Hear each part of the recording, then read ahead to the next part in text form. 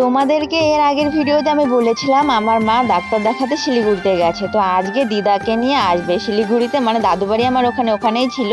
তো এখানে আমি সকালবেলা সবজি কাটতে বসে পড়েছি। আর জানোই তো শীতকাল মানে অনেক রকমের সবজি। তো এখানে ফুলকপি আর বাঁধাকপিটা এটা বাজারে ছিল, আর বাদ বাকি ধনেপাতা, শিম, আলু এগুলো সব আমাদের জমির। তো এখানে আমার রান্না হয়ে গেছে সয়াবিন আলু দিয়ে সবজি, বাঁধাকপি ভাজি, শাক, ফুল মানে কুমড়ো ফুলের বড়া, বাঁধাকপি ধনেপাতা দিয়ে বড়া। আর আজকে শনিবার ছিল। তো দেখো মা নিয়ে আসছে এখানে কমলা। তো ভাই কি করেছে, ওটা আগে খেয়ে নিয়েছে, খাওয়ার পরে এখন আমারটা খাচ্ছি।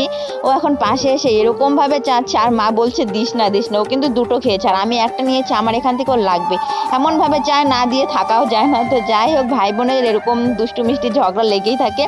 তো তারপরে এখানে মা নিয়ে এসলো, মানে কতদিন আগে কাওয়াখালীতে মানে লক্ষ্যকণ্ঠে গীতা পাঠ হয়েছে। তো ওখানে আমার দিদা গিয়েছিল।